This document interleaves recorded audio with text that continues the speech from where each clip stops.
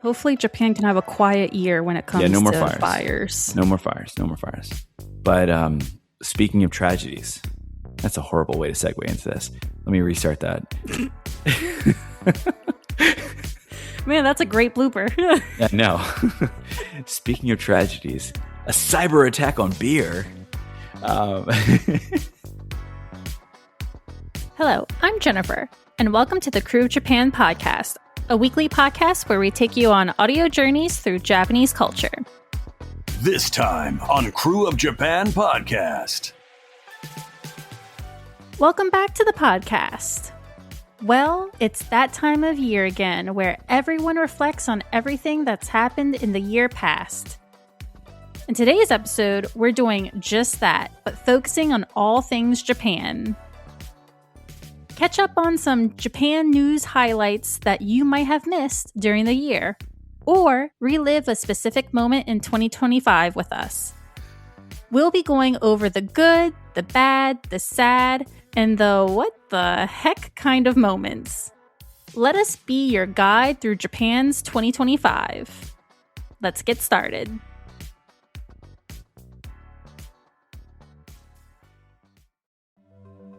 Thinking about finally learning Japanese, but worried you'll end up just mumbling arigato or konnichiwa forever? Don't worry, NewOrleansJapaneseLessons.com has you covered. Classes are led by Romi Sensei, a native Japanese speaker with over 20 years of teaching experience. She's been teaching online since before it was trendy. 2014, baby! Plus, her classes are super small, 6 people max, so you'll actually get to speak and get real feedback, not just sit there quietly wondering if you're butchering the word ramen. Romi Sensei's lived in New Orleans for over 15 years, and personal friends of mine have taken her classes. They seriously rave about how fun, clear, and downright awesome she is. Why keep telling yourself, I'll start learning next week in English, when you could just say it in Japanese and actually follow through with it at the same time? Check out NewOrleansJapaneseLessons.com, that's lessons with an S, and get started today. Are you new to the crew? Yokoso! We hope you enjoy this episode. If you like what you hear today, then you'll really love our back catalog of episodes from earlier this season and previous seasons. We've had some incredible guests, like travel expert and YouTuber Ryotaro Sakurai discovering Miyagi Prefecture, voice actor Kyle Hebert discussing his experiences in shonen anime and voice acting, YouTuber Chris Nelge of TDR Explore sharing the best themed cafes in Japan, and so much more. After you finish up this episode, hit that subscribe button or follow or whatever it is, and get notified when new episodes come out. Then while you wait for the new episode to drop, play catch up with the crew. But before you do any of that, let's dive into today's episode. All right, so it's been a while since we've had an episode that kind of ended the year, or been around the end of the year. Yeah, the last time we did something like this was in season 2. Yeah, in season 2, I think we wrapped up the season in the end of January, early February. So we had the opportunity to do one of these, a look back at Japan in 2025, like a year in review type thing. 2022, I guess it was at that point. But I feel like, why not do it again today since we're here, literally in the moment, recording this in January 2026, first week. Hey, this was your bright idea, so I was happy to jump on it. And I apologize if you hear a dog snoring in the background. That's my French bulldog just snoozing away. So I apologize if you can hear it. But yeah, no, I thought this would be a really fun thing. You did a lot of the legwork for this episode. You brought a lot of topics and ideas, and I just brought stupid stuff and filler. So shout out to Jen. You're welcome. Well, you can thank my brain for just remembering a bunch of stuff. Yeah. It was funny. You were looking at the document we were prepping with, and you checked it this morning as I was working on it. You're like, wow, you put a lot of notes and comments in there. I'm like, if I don't, I will forget. New year, new me. I'm trying to be more organized. So give some of my talking points a little bit substance, a little bit. But yeah, so let's just kind of kick it off. We had some major news events. We're going to do major news, serious stuff, then some fun and silly stuff. So, yeah. And it may or may not be in chronological order, but some things happen so that other things could happen later on. So we'll kind of attack it that way, but also, kind of keep them bunched. Well, why not start off with a top story from the new year in 2025, which was New York Times. They actually placed Toyama and Osaka as top places to go in 2025. Osaka I can get, but Yeah, Toyama? Osaka, I 100% get because of the expo. Right. Toyama, I didn't understand. I don't know. I didn't hear anything about like tourism problems in Toyama this year. I want to say, was it last year or the year before? Morioka got listed as like one of the top places to travel in the world, not just in Japan, but in the world. I think it was Yeah. 2024. But it's like, why Morioka? Like, why? So, I mean, not that there's anything wrong against Maybe Morioka. someone at New York Times, had an experience at Toyama. You never know. Yeah, it's possible. And to be honest, more power to it. Because, I mean, if you send people to different areas of Japan to see different things outside of like, the big spots, the Golden Route, more power to them. So it's Yeah. kind of cool. I don't really know much about Toyama. Neither do So, I. I guess I need to do a little bit of research and determine if I need to make it one of my top places to go in 2026. True. Sadly, I didn't see this list before my trip earlier in the summer. Well, to go with that, there was obviously a tourism rise in 2025. Shock. Which made it rise in prices. Many of this will continue on in 2026 as some cities continue on with this, but some cities have already started raising the prices to enter places and to do things. Hotel fees, transportation fares rising, all of it. Anything that could affect a tourist, it has happened or is starting to happen in other places. I know Kyoto already had things in line, but they're like, we can really bump it up a little. So I think they're going to go again on a rise in 2026. I know Tokyo is going to start doing it or has started. Osaka, I believe, has started raising prices of things. So yeah, it's a lot's happening in pricing. So even though Japan is still a great destination to go, it might be a little bit more expensive depending on how you organize your trip. Yeah, I've heard stories anecdotally of through other, listening to like Abroad in Japan podcasts. I'll listen to them and you get a lot of listener feedback and stories. But a lot of people have kind of talked about how they go to a restaurant and then they give them an English menu and the prices on the English menu are one thing, but then the Japanese menu is lower. That's another way I think that, and again, I don't know, that's not everybody, but I think that is a trend that's starting to go in other places. Yeah, I mostly see that in Tokyo, thow. I don't see Yeah, I that was going to say, anywhere it's like else. Because not everywhere else really. is like, here's the menu. If you can't read it, Yeah. just point. Yeah. Yeah. And I mean, I would also say that too, like, with the tourism rise, I mean, there's a rise in a little bit in anti-tourism sentiment, which we can touch on why in a few minutes. But, that also, I think, is also led to some signs being put up in places where it's, kind of like, hey, no English or, Japanese only or things like that, which I don't want to say that's like a trend necessarily going to continue to happen, but it is. I think it's kind of started to happen with the Olympics. And then it's just kind of as tourism started to grow and grow, once they remove some of the restrictions and things start to overwhelm and overflow almost, that those types of things became more visible. And I want to say it's probably more visible because those types of things go viral. Like on a post on Instagram or a post on Facebook or a post on Twitter, those types of things get the retweets, the clicks, the whatever. Yeah, no, good news doesn't get the views. It's the bad news that gets the Right. views. So I wouldn't say that it doesn't happen. I'm sure it definitely happens out there, but I wouldn't say that that's everywhere you go, but just something you may see. I feel like it's maybe a miscommunication too. I think Norm, our friend Norm, Tokyo Lens, did a video on it where most of the time it's not even like we don't want foreigners in this restaurant. It's, hi, me and my husband, we only speak Japanese. We cannot communicate in English and we are scared that we're not giving you the perfect service that Japan is known for. So please do not come in if you do not speak our language. Right. But you may encounter it, but it's one of those things too, I think, as tourism's kind of blown up over the last year or so, that you may hear more stories about that. But yeah, but it is what it is. But one of the reasons it did blow up in this year, 2025, was because of what, Jen? We had one episode released so far about this. Another one coming. Yeah, the Osaka Expo 2025. What's that? I mean, it was nice for them to have, but they definitely didn't need that to market Japan because Japan was already on the map for 2025. I believe it's still going to be on the map for 2026. But it did give, I guess, Osaka some light shined on it. Yeah. I would say it definitely did that. And I'm almost wondering, like, I understand the purpose of it is tourism. They would expect and hope people travel to the expo. But I would say it's probably more for like international networking, like businesses and Yeah, whenever we stuff. did our episode, that's what it Yeah. really seemed like it was for. And obviously the visitors and the travelers coming to the expo, whether they're domestic or international, would come to see everything that's available there, which they pulled in just under 26 million visitors over the course of the expo. So that was a big thing for them. And they also, with the slow start, they were a little worried because, again, I feel like the marketing probably wasn't the best. You had a weird mascot, Myaku Myaku, that was kind of floating around out there, but you didn't really know what was going to go on, or a lot of people didn't know what the hell was going to go on with an expo.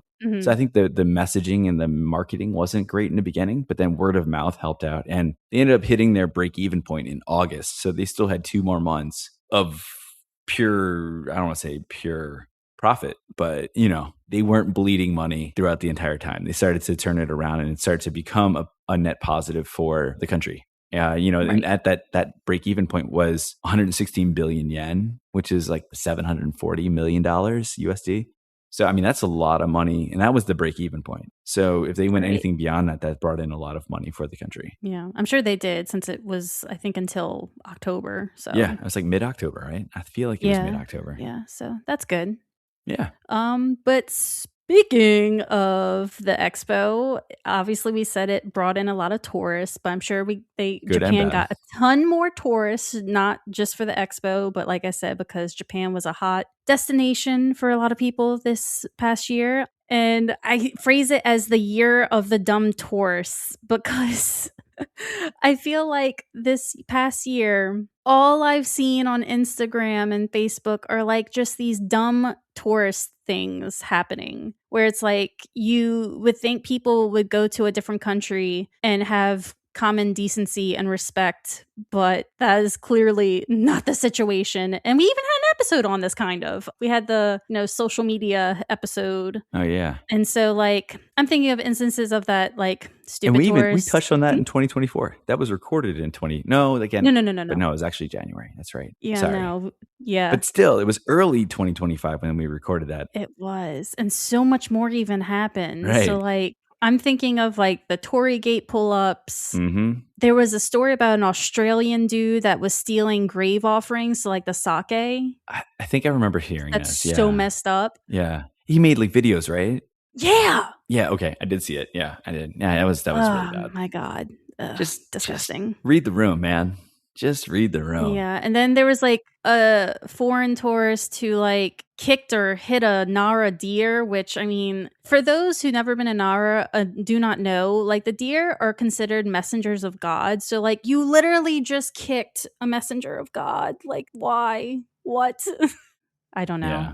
And I mean, that's just the tip of the iceberg. I mean, you had your trespassing, you people getting arrested for trespassing. You had your nuisance streamers getting deported or arrested. Yes. We had some Americans doing American things, bringing handguns over. Well, that was kind of like an accident. It was. But totally it was still bad to even do it. And it came from like a weird situation where like it was a cruiser line that he was coming from. And it came into Japan and he forgot. And, Kicks handle it well, the Kansai Regional Airport. But yeah, there was just a lot of... Just the stereotypes of what an American is. When I was teaching, the kids would always ask me, hey, how many guns do you have? That was always the question I got asked at school. That was like when I do my introductions, how many guns do you have? I'm like, none. They're like, what? You're American. I'm like, yeah, well, I don't have a gun. Sorry. Sorry to disappoint kids. But I don't think tourists understand the consequences because like I just read Kyoto has decided to cut down some of the bamboo stalks in Arashiyama because of the dumb tourists that decide, oh, it's so cute to write my name on it. Oh yeah, I mean, you got those people that carved initials into like shrines and temple buildings and stuff. I remember seeing like a teenager did it and then like a grown-ass man. But in Arashiyama for the bamboo forest, they do that do they? as well. Okay. And Kyoto was like, it just looks so bad. We hate to do it, but we're going to have to cut some of the bamboo stalks down. And that's just sad. Yeah. Well, people are going to be people. Yeah. Good and the bad. Tourists are going to be tourists, unfortunately. But Yeah. hopefully people learn their lessons or learn from these other people's mistakes and don't make the same ones twice. Hopefully. 2025 was not just about tourism. It had other things going on in the country, right? We had some things kind of popped up in the news that I think got a lot of coverage domestically and internationally. One that was a big story domestically in Japan was a scandal that happened earlier in the year with Jen. That's a stupid question. Are you familiar with SMAP, I the boy band am. or man Yes. band? I guess they're not boys anymore. Well, anyway, one of SMAP's male, well, they're all male. One of SMAP's members, Masahiro Nakai, resigned in January from his role at Fuji Television. And turns out, after they did some investigation, that the reason he resigned was due to sexual assault charges and trying to pay off the girl that ended up having to go to the hospital with PTSD, trying to pay her off and all this stuff. Big scandal because he's like one of the biggest guys in the entertainment industry. I mean, one of the other reasons that he stepped down was, and why it became a bigger issue for Fuji TV, is they lost a ton of ad revenue. Like people were dropping them left and right because they didn't want to advertise with Fuji TV. So that's what led to the research that they did. They had like a little a group that looked into the situation, discovered that there was a lot of toxicity in Fuji TV. So that was one of the big things. Big yikes. But on to more exciting and thrilling news. Yeah, like shortages. Oh, I thought we were talking about the fun stuff. Oops, my bad. No, but because of not only a tourism boom, but a lot of people globally have been on like a matcha craze this year. And so Japan actually was facing a matcha shortage and then also a rice shortage as well. See, I didn't really know much about the matcha shortage. The rice shortage I've heard about through friends and family, but also, you see it in the news. It's like one of those big stories that everyone covers. But the matcha one I didn't really know about. Yeah. It's definitely become a trend. And so a lot of people abroad are trying to buy all these matcha. Yes, you can collect matcha and it's nice, but it does expire. So Yeah. Hopefully whatever you buy, you're actually using, because there is an expiration date on it. Yeah, I don't know who would hoard matcha. Sorry, I mean, I like matcha, don't get me wrong, but, not enough that I'm going to hoard up on it. The rice is a little insane. You mentioned the shortage, but they had in addition, obviously, when things are short, when there's a shortage and demand is high, prices are going to skyrocket. And that's what happened this year. Pretty much over the entire course of the year, the rice kind of went up. Earlier in the year, they announced that there was a plan to release stockpiled rice that they had in Japan at half the market rate, which they ended up doing. I think it was in May after there was one minister that decided to, the Minister of Agriculture, Forestry, and Fisheries, his name is Takueto. And he decided to humble brag about how he never had to buy rice. So he doesn't really know about rice prices because his supporters give him a lot of rice. So he never had to buy it. Read the room, bro. What are you doing? So he's like, I have so much rice that I could just sell it too. And then a week later, I think he resigned because of all the people getting pissed off at him, basically. Yeah. So he was replaced by a name that you might be familiar with, Shinjiro Koizumi, for something else we're going to talk about later. But Shinjiro Koizumi is the son of the former prime minister. And he was the one, I think, that had followed through with releasing those stockpiled surpluses of rice out at the cheaper rate. Even Ishiba tried to announce policies to increase production, but then that got reversed by Takaichi for some reason. I don't really know. I didn't really read that deep into it, but prices are still really high. It's 42 to 4,400 yen per 5 kilogram bag, which is almost $30 for a bag of rice. That's record highs. Yeah. Hopefully something that'll eventually go down, but I don't really know what the drivers are there. What kind of government intervention can really change that? Population decline in the countryside, not as many farmers as there were back in the day. Yeah, and also with weird weather. I mean, weather can also just be a factor as well when it comes to crops and stuff like that. Absolutely. And, so there's a lot of things that kind of factored into it. But I did mention a couple things about a man named Ishiba, the former prime minister, emphasis on former. We had a lot of governmental changes and shifts that happened over the course of 2025. One of those being Ishiba resigning after, a few unfavorable election results for the LDP. And then a few months later during the summer, the LDP and Komeito coalition lost their majority in the upper house. They already had lost the lower house majority. So, that was, they kind of had some nervousness there, pushed him to resign. And then that resulted in Japan electing its first female prime minister, Sanai Takaichi, who beat the gentleman I mentioned earlier that helped out with the rice, Koizumi. She beat him out on the position due to a new coalition that was formed in October between the LDP and Isshinokai. Again, I'm high level touching on this stuff. If you really want to learn more about this, I have a great podcast for you to listen to. It's called Crew of Japan. Episode is Crash Course on Japanese Politics featuring Tobias Harris. Go check it out. We'll link it out in the show notes, but a lot of these topics we covered in there. So if you really wanted to learn more about that, it was in the heat of the moment. I think we recorded that at the end of October. So right around when Takaichi was elected is when we were talking about things. So if you really want to learn more, that's a great resource to go into, or, read the news too, but listen to us first. But yeah, so I mean, that's the politics stuff. And then, Jen, I'm going to let you take this one. I've been talking a lot. Yeah, because it's my jam. So the Nintendo Switch 2 officially released. Woo. So yeah, it was June 5th. And I have my Nintendo Switch 2. Noah got his for Christmas from Santa. No, I bought my own. And I think it's a nice upgrade from the Switch 1. I like the games that have come out on it so far, and I look forward to the games that will be coming out in the new year for it as well. I know in Japan for the release, they had like the Japanese Switch 2 version, and then they had like this foreigner-friendly version in Japan. Yeah, it was like Japanese language locked, right? Yeah. But it was cheaper. Correct. Yeah.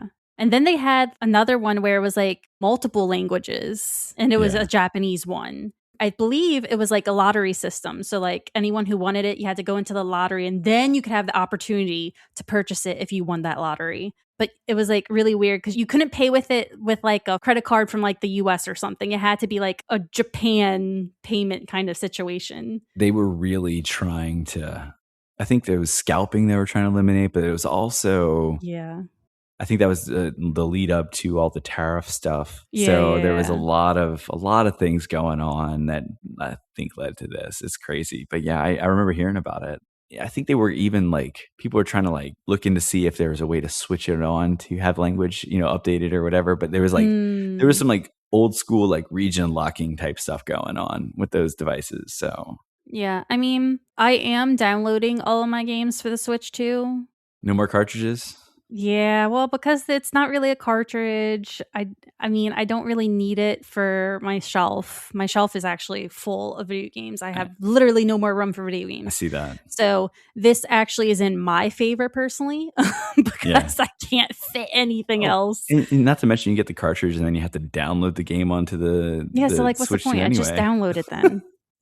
Yeah, Noah wanted to play Madden 26 on his Switch, and then he plugged it in and said 3 hours until it downloads. I'm like, oh my God, like what is going on here? You can't just plug and play anymore. You gotta like preemptively prepare it. Well, that's with all the systems now. So I know. That's like the new norm. Video games, trust me, is not like the 90s. No.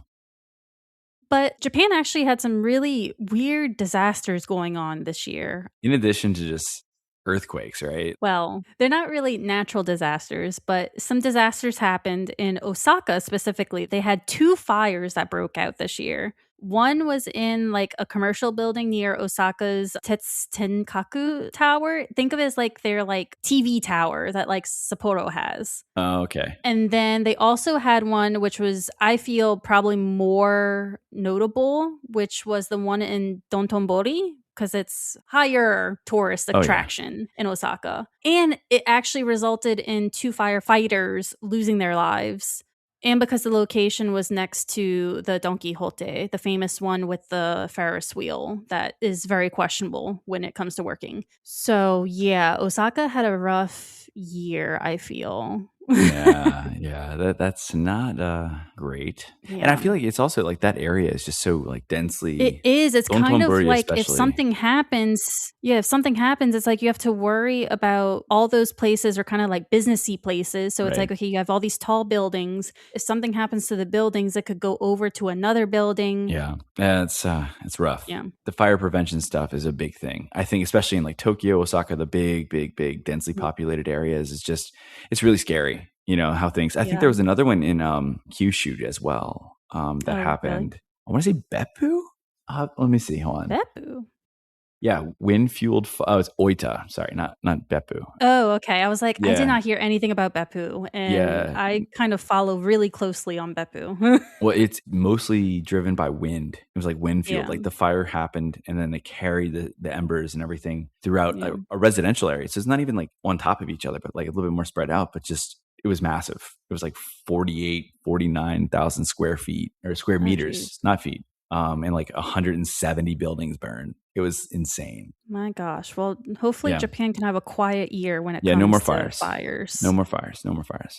But speaking of tragedies, that's a horrible way to segue into this. Let me restart that. Man, that's a great blooper. I know. Speaking of tragedies, a cyber attack on beer. No, another negative thing that had happened over the fall. I want to say it was in the fall of September, I believe is when it happened, was Asahi Brewery. Everyone loves Asahi Brewery, super dry. There was a massive cyber attack. It was a ransomware thing where it impacted all of their production and logistical like deliveries and orders and all that fun stuff. By fun stuff, I mean not fun stuff. You don't get to deliver the fun stuff to people to enjoy. But it ended up shutting down order processing, causing like huge disruptions in like shipments and whatnot, which fortunately in Japan, they still have a very nice affinity for fax machines and manually handling a lot of orders. So they had I want to say they're probably better prepared for this than I would say like the US would be. They're much more paper friendly in Japan when it comes to like placing orders and stuff. But it did impact all their, sales. Like compared to the previous year, like 20% drop in November. So they've resumed back and they've kind of recovered for the most part in terms of getting everything back up to speed. But they're still working through like back orders and stuff. So it's been a rough year for beer. And you would know. I had no idea that this thing even happened this year. So I'm glad you know about it. Well, it sounds like it was a rough year for trains too, and I'll let you talk about why. Yeah, well, this is more niche. This is very niche. Train nerd. So, train nerd. So, for those who are fans of Japanese trains, you already know about the sad news that JR Tokai's Dr. Yellow Shinkansen has retired. It was a really, really famous Shinkansen that was like rare to even encounter in the wild because it would only do like certain travels and they wouldn't publish those travels. So like you really just had to see it to believe it kind of train. Yeah. No, I didn't even know about it. It was really famous for like the route of being like Tokyo and like Nagoya area. Okay. And that's actually the station where it retired. I think they had like an event in Nagoya or something. So yeah, they're not going to have that train anymore. And it's pretty noticeable train. It's a yellow Shinkansen, as the name suggests. Got it. Yeah. But in addition to that train closing up shop, we had a couple other closures. Oh my gosh, you would never believe. I would believe. It's in front of me. I know. On the screen. Yeah, it's sad. Ken Watanabe's cafe that he opened in Tohoku closed. For those of you who do not know who Ken Watanabe is, he is a famous Japanese actor. He's in a bunch of things that you've probably seen. And to support Tohoku region coming back from the disaster that they had on 3/11 years ago, he opened this cafe to not only help people, get employed, but also help tourism and people to go over there and experience the Tohoku area. And so, yeah, the cafe has closed and it's so sad. But yeah, I understand the reasoning. Ken Watanabe is getting up there in age and it's kind of hard for him, I guess, to, keep it going. The name of it was K-Port, by the way. I mean, Kesennuma, I think was the name of the city, right? In Miyagi Prefecture, I think. We talked about it actually with Ryotaro Sakurai on our Miyagi episode. Yeah, we did. I remember he mentioned it.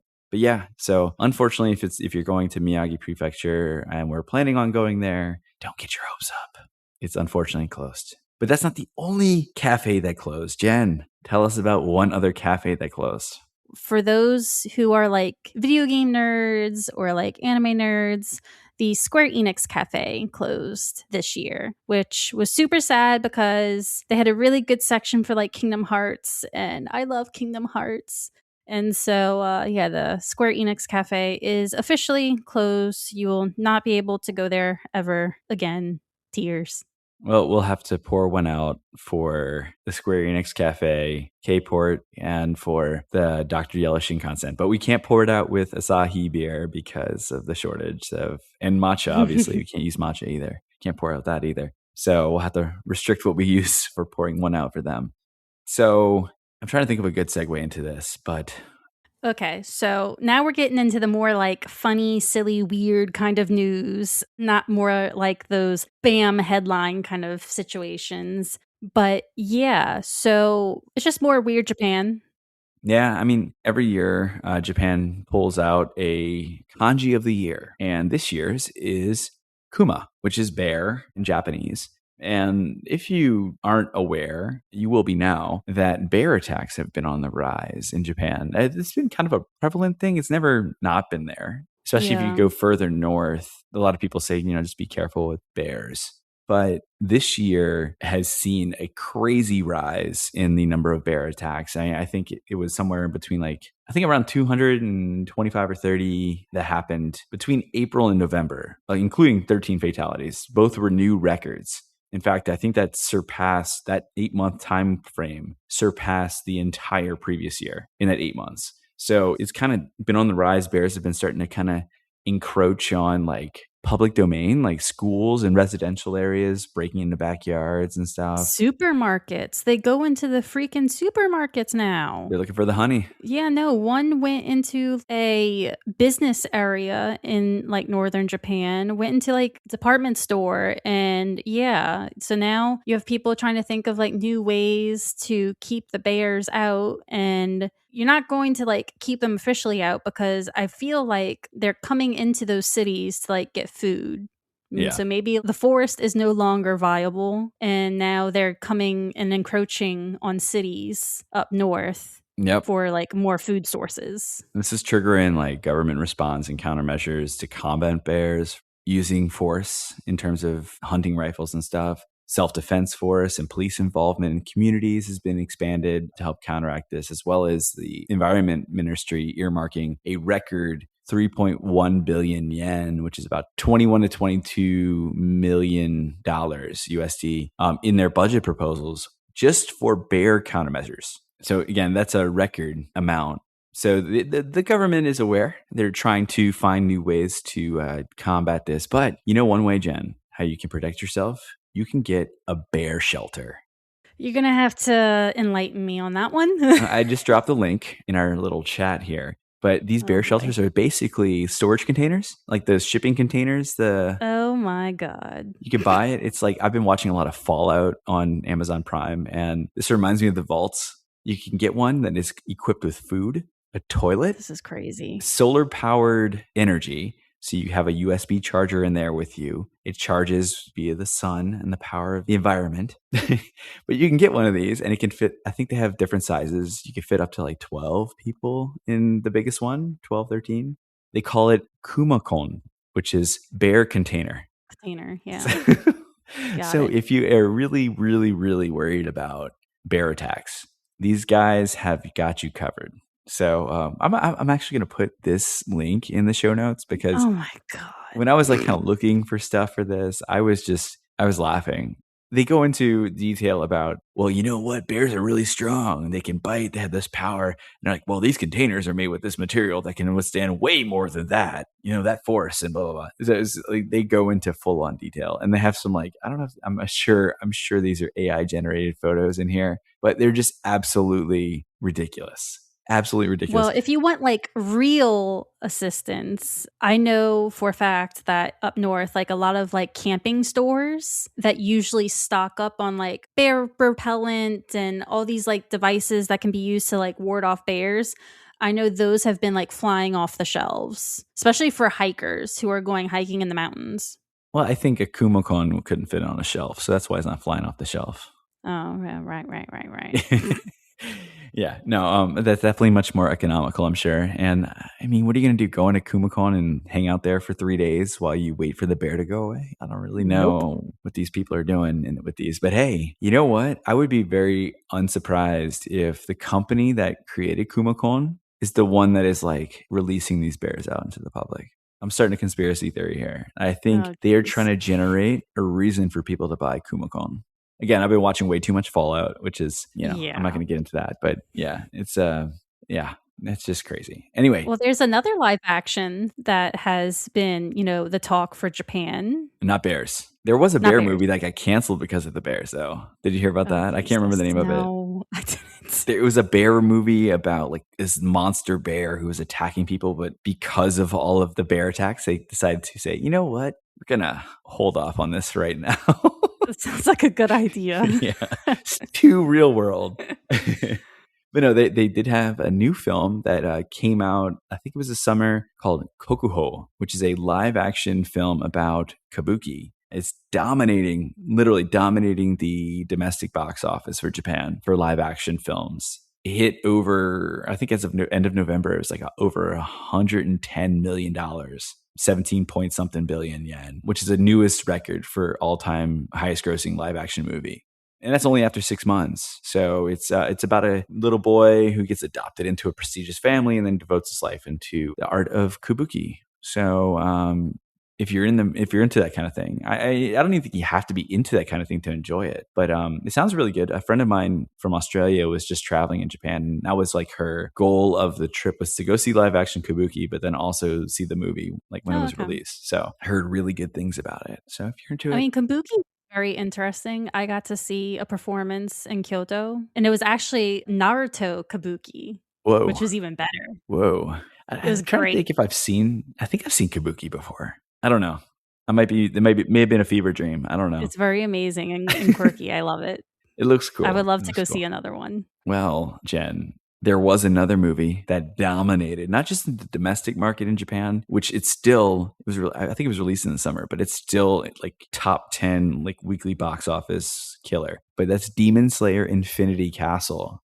Yeah. Which I guess from the sound of that, you're not really a big Demon Slayer fan. And to be honest, I've only watched like the first season, so I'm up to date on it. I've seen okay. everything. I'm just kind of watching it to watch it. I gotcha. See, I'm more into Dandadan than I am Demon Slayer. If I had to pick a Shonen Jump property, that's the one I'm leaning into right now. We'll talk about one later that I'm really into. Okay, all right, sounds good. Well, Demon Slayer hit the 2025 highest grossing comic book movie worldwide. So when they say comic book movie, it's like versus Marvel versus DC versus just, indie superhero. Oh, wow. Yeah. So it's the highest grossing. It made internationally $780 million, which is insane. That is. Again, pop culture, Japan is just a hotbed for famous things, famous properties just taking over the world. And Matt will tell you all about that in his book, I'm sure. But yeah. There was one other thing that you want to talk about, Shonen Jump related.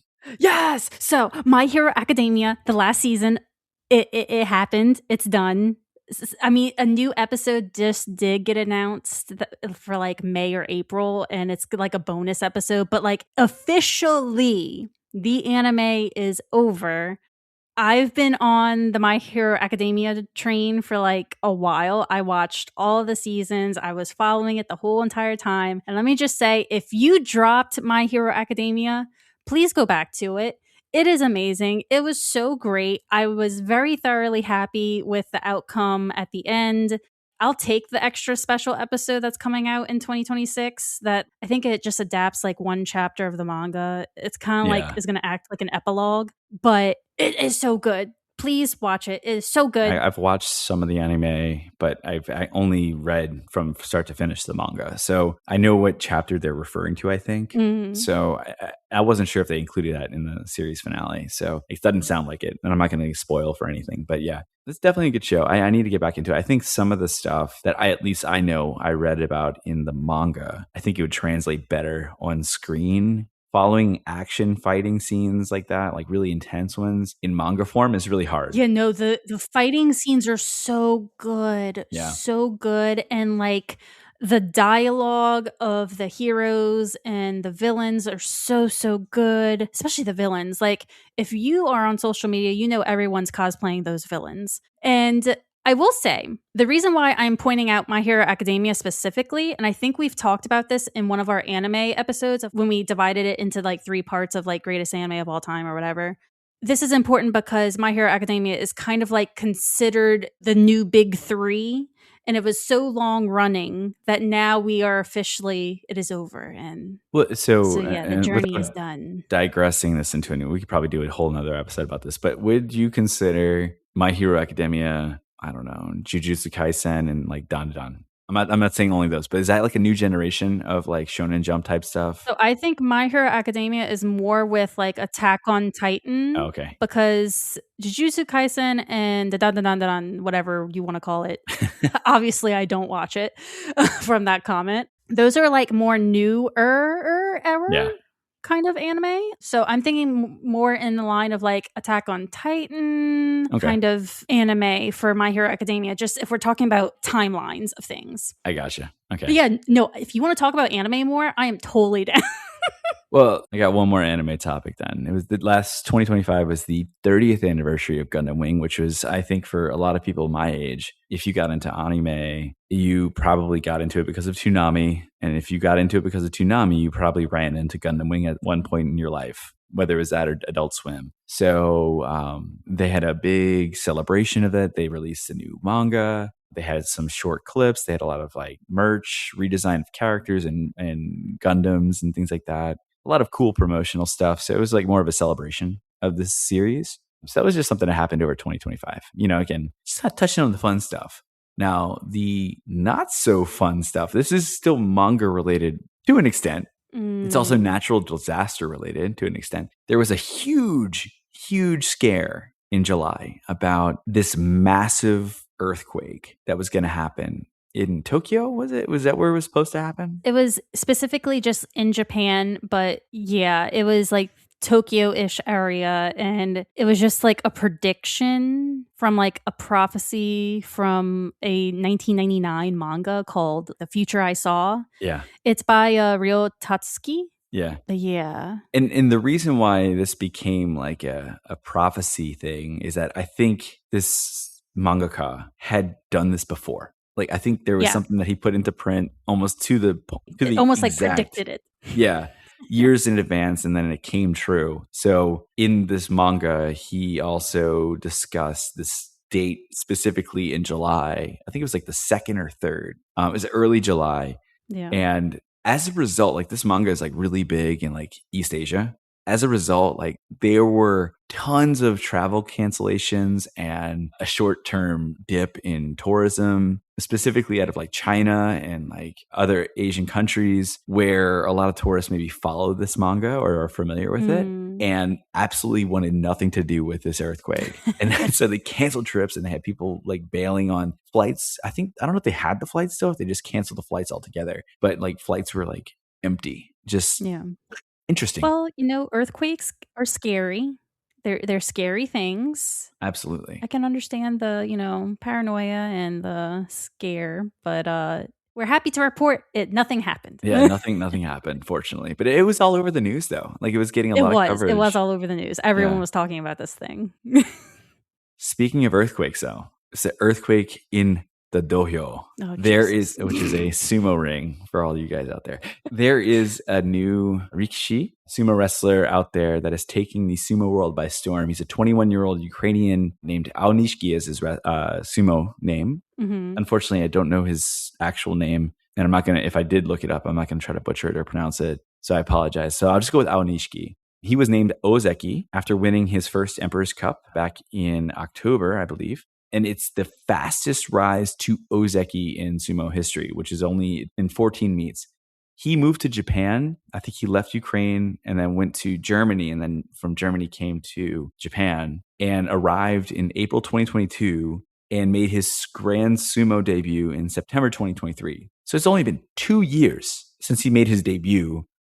he probably didn't start training right away, when he got there. But so, I mean, you're talking about a guy that 3 years or so of sumo experience and is 21 years old. And they're talking about him as possibly being, if not the next, one of the next Yokozuna. So he would be, I think, the first European Yokozuna. I don't think they've had a Yokozuna that got named out of Europe.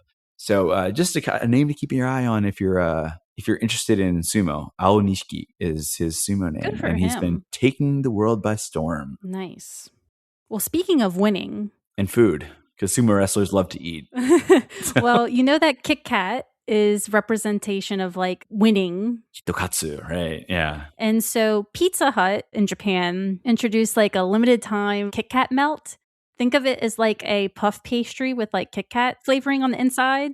And this was released during like entrance exam season in Japan. I thought it was a pizza topped with Kit Kats, like pizza sauce with Kit Kats on top. No, but trust me, okay. Pizza Hut Japan does wacky pizza flavors, but not on the pizza side. It was just like a limited edition dessert item that they did for entrance exams. But like, I love Japan in the sense of they always do like these wacky, weird things at certain times because of certain things. Well, before you jump to the next one, because I know you want to talk about that one a lot. It's another food one that I had discovered again when I was doing some research. Burger King did another limited edition thing too. And Burger King is also you found it. On the beef? You found it. I purposely left it out because I was like, I don't want to talk about it. Oh, well, it was very short term. I mean, if they wanted to bring it back, it's not very hard. It's literally a Whopper patty by itself, no bread. But you could pay an extra 100 yen and get soy sauce or teriyaki sauce or something on it. Or you can get a disc of rice.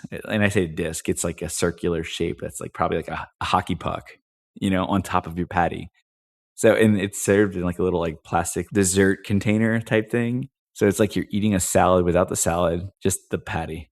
I didn't know about it. It was only out for like a short period of time in October. Yeah. Burger King still does not impress me, even in other countries. They're probably one of the more adventurous ones, I would say, out of the burger joints in Japan. They do some crazy stuff. Well, McDonald's thought they had a really good idea, but it ended up being crazy. Or at least the outcome from it was crazy. Yeah, no, McDonald's Japan had this Pokemon card Happy Meal campaign, and it ended super early because of the chaos that it just caused nationwide. There was food waste, scalpers, you name it, it was an issue. So McDonald's was like, we got to cut this off. This is getting really obnoxious. So for those who were in Japan and went to McDonald's for this event and you were successful in getting these Pokemon cards, congratulations. I think they're going to do another one. I saw something the other day that they're planning on doing another event. I know the US is going to be doing it for Pokemon's 30th. Yeah, I think Japan is too. But I was surprised the food waste thing got as much attention as I thought the scalping was going to be the big problem, but apparently the people food were pissed waste about throwing away the food. Yeah, imagine. Okay, so you're telling me some actual person that ordered 30 Happy Meals is actually going to eat 30 meals. I'm not surprised people did that, but yeah. And to be honest, they're not going to. They're going to waste the food. I feel like it's a card, right? They're getting cards. Yeah, Pokemon cards. And these aren't even like really nice ones. These are just like the ones that have like the McDonald's Happy Meal stamp on it. Yeah, it's like quirky ones. It was like, I think a Pikachu at a McDonald's or something. Jesus. Okay. People are weird. I got Happy Meal ones here with my kids too. But I was about to say, I have the American ones in a drawer somewhere. I didn't let the food go to waste. The fries are too good. Oh yeah, no, I ate my Happy Meal. Don't worry. Yeah. Anyway, speaking of Pokemon, this obviously didn't happen in 2025. It was like reoccurring in 2025. But have you ever heard of like the Pokemon Fossil Museum, Doug?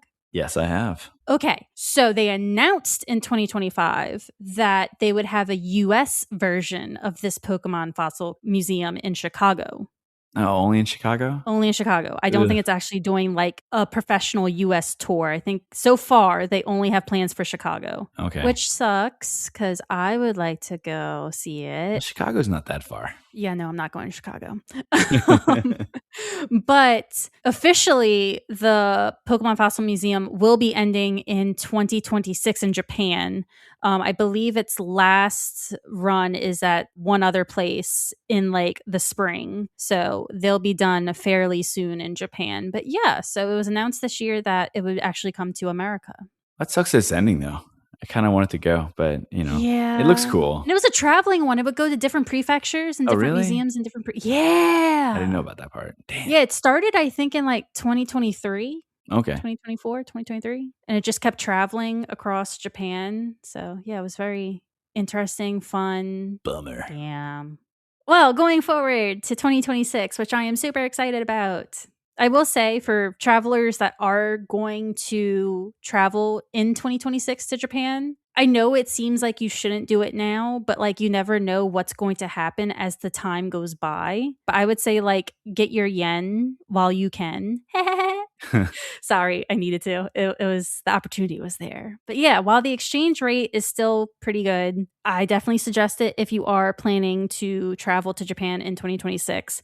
Yeah, it's a good time right now if you're. Yeah. I mean, it's been a good time for a couple years, but for the most part, it's a very favorable exchange rate if you're coming from the US into Japan. So, yeah. And then, Doug, this year is the year for theme parks in Japan. I see There's that. a I lot see this happening. list. I see this list. Yeah. So, do you remember the Kawaii Monster Cafe that was in Tokyo? So, yes and no. I remember we talked about it, but I've never been, or I didn't really know about it until I think maybe it was the episode with Chris where we talked about it in Harajuku, right? Yeah, because we talked about themed cafes with him in an episode. Right. We'll link that in our show notes. Any past episode we've pointed out, we are going to link in the show notes. But yeah, so there was a Kawaii Monster Cafe and it closed, obviously, COVID pandemic. And so now they're opening this Kawaii Monster Land Harajuku, which is going to be a theme park version of this cafe that closed. It's planning to open in February of 2026, I think on the 13th. And it's going to be a fully indoor mini theme park. So for those who wanted to go to the Kawaii Monster Cafe, but couldn't because it closed, now you can kind of have that experience in a theme park form, which I honestly think is probably even better because then it's bigger and more experiences, than just a sit down dinner, lunch kind of situation. Yeah. I'm always down for theme parks. So speaking of that, what other theme parks, Jen? Yeah, you're probably excited for this one. I mean, this one, you're a Pokemon fan, right? I can't wait to go through the troubles of booking an online ticket for this. This is only going to sound sounds like a nightmare already from what I've heard. But anyway, go for it. It does sound like a nightmare. But yeah, the Poke Park, Poke Park Kanto, I think is its actual official name. It's like this permanent Pokemon themed area in an already existing theme park called Yomiuri Land. Yeah, Yomiuri Land, yeah. Yeah, it's like outside of the Tokyo area or like within the Sanrio is in there too, right? Yeah. I think it's like on the outskirts of Tokyo. Yeah. But that little section of the theme park is opening in February of 2026. And it looks cute. I don't know too much about it. I know like just is going to be Pokemon themed. I did see a building that looked like a Pokemon Center, so that's interesting. Yeah, it looks cute. I think it's going to be really cool to explore.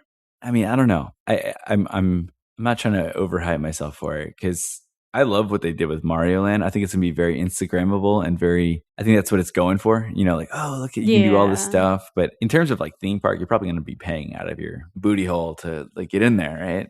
I'm curious what they're going to offer because it sounds like a lot of it's like merch, yeah. Well, obviously, you're in Japan, you're buying merch. True, but it just doesn't seem like there's a lot of activities from what I've read, and I could be missing out on things that maybe don't remember it right. I would be surprised about that. Who knows?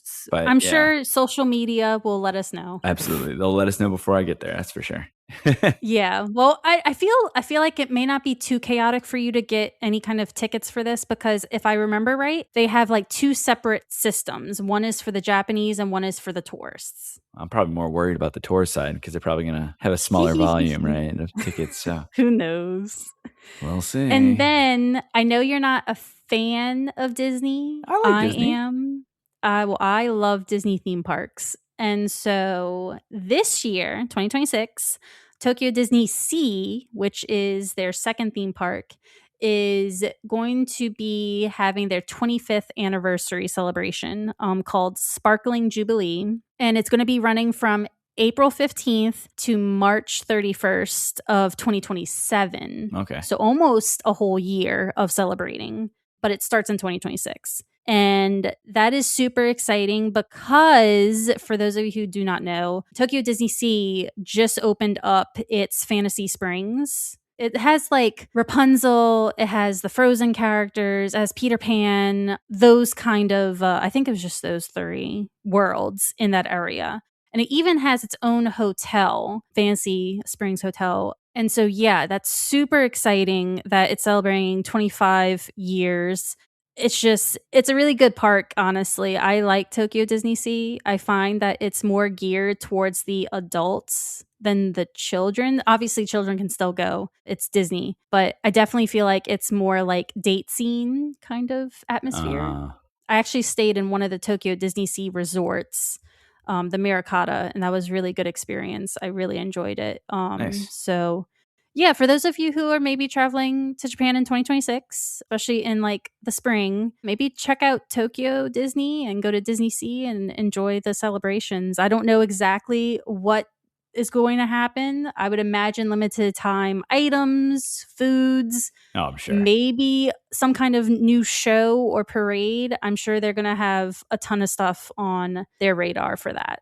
I've never actually been to Disney Sea. So I've been to Disneyland many times. Disney Sea is still on my radar. So one day I'll check it out. Actually, my cousin was in Japan for Christmas and New Year's, and he was in Tokyo Disneyland was it New Year's Eve or the day before? But they had like a freak snowstorm that hit on New Year's Eve, I think. Yeah, they did. And they were in Star Tours, and then when it came out, it was like snowing.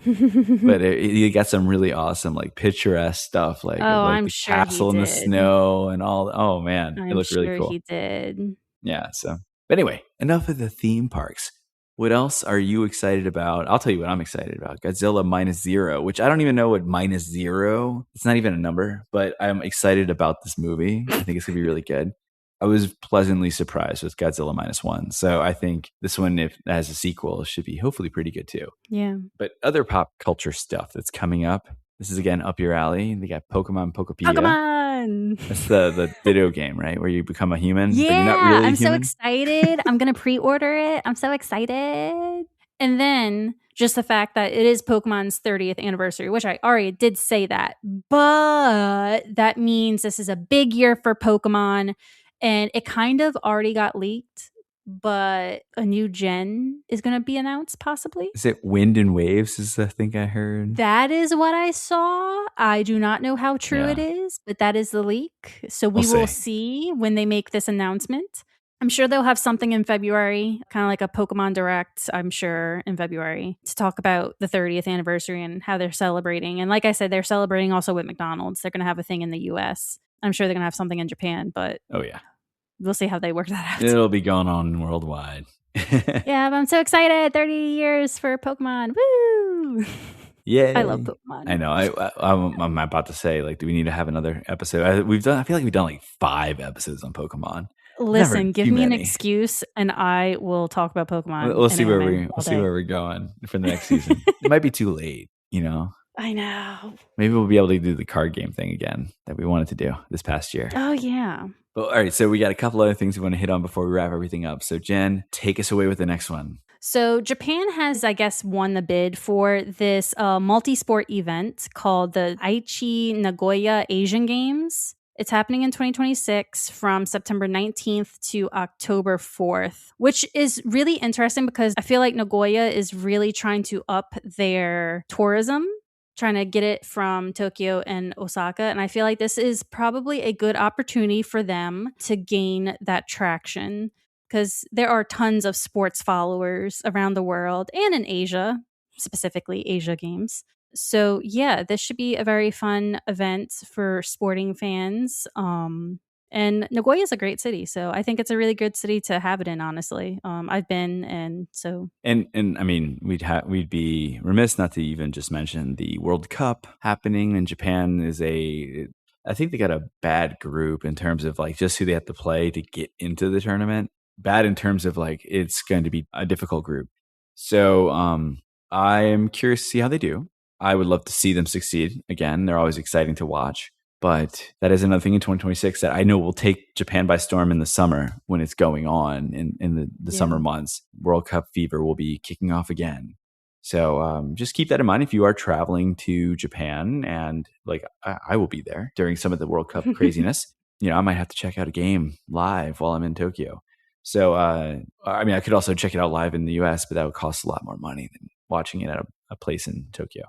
So, anyway, that's kind of what we got going on. And really just, if you travel in Japan, 2026 is a great opportunity to not do Tokyo, not do, even though I just talked about going to Tokyo to watch a soccer game, but not do Tokyo, not do Kyoto, not do Hiroshima, not do the Golden Route. Expand your horizons, travel off the beaten path, right? So there's never a bad year for that, but I feel like, this is the year. Well, yeah, especially with what we were talking about earlier in the episode with like all these price hikes and fees and all this stuff that's happening to like these major cities in Japan. This is truly the year of traveling off the beaten path.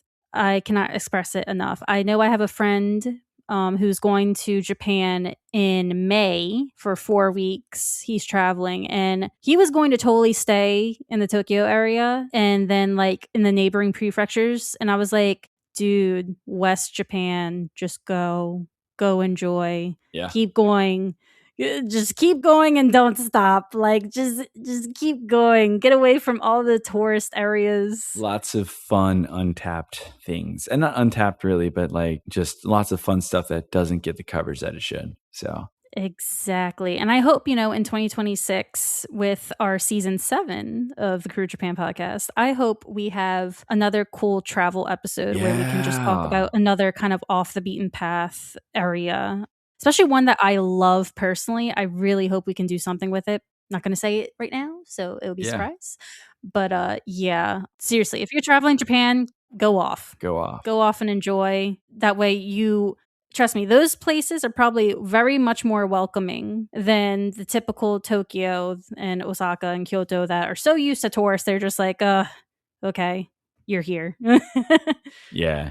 No, I agree. Just try something new. Like you can still do the main stuff, but like, just plan a day or two where you can kind of venture out. And hopefully in 2026, when we are releasing season 7, we'll have maybe a new prefecture for you to check out. So that's the goal, I think, for us. For when we're going to touch on in the recap of the season, which we recorded the recap before this episode. So we can't really talk about that right now because you'll be hearing about it next time. But yeah, 2026, look forward to more Crew of Japan, but we'll talk about that later on.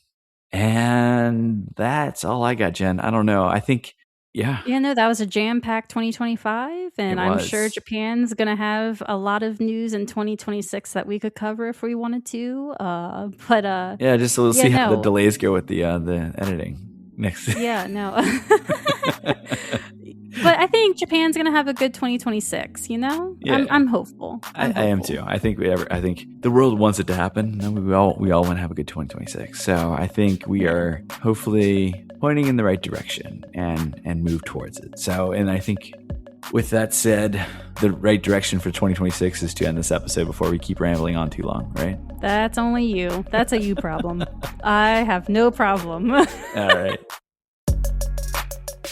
And for 2026, just to surprise you all, we're going to do a live read of the outro, not post-production outro.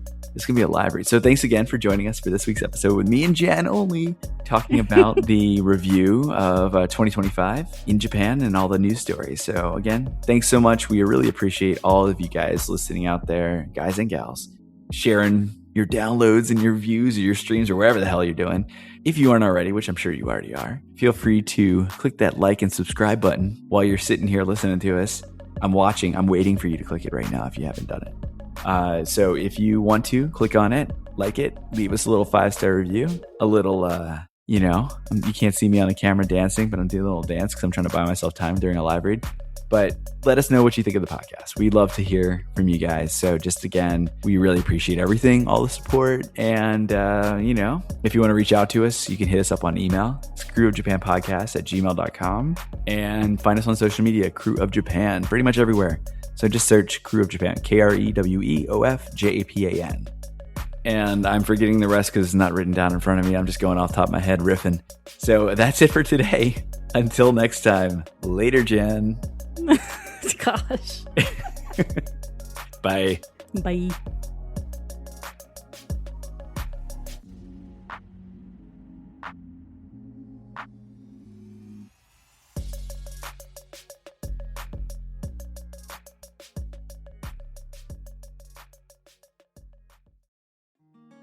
Looking to start your own podcast and don't know what platform to use? Tell me about it. When we started the Krewe Japan podcast, we tried a bunch of the big name recording platforms, but always came back to the one we're still currently using to this day, Zencastr. Zencastr is now the all-in-one solution making podcasting easy. In addition to its high audio and video quality for podcast production, Zencastr provides a full suite of production tools to record, produce, and publish studio quality content from the comfort of your home. Just log in through your browser and start recording. It's that simple. For us, we simply send out links to our guests and they join the lobby. But before you know it, it's all done and you have your studio quality audio and up to 4K video right there ready for you, right when you finish. The best part is having their multi-layered backups to ensure that your recordings are in the highest quality, regardless of anyone's internet connection stability.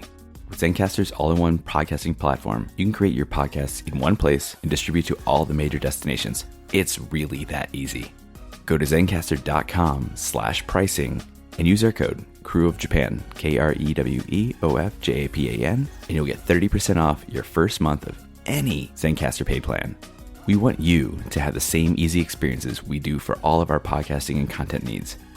It's your time to share your story.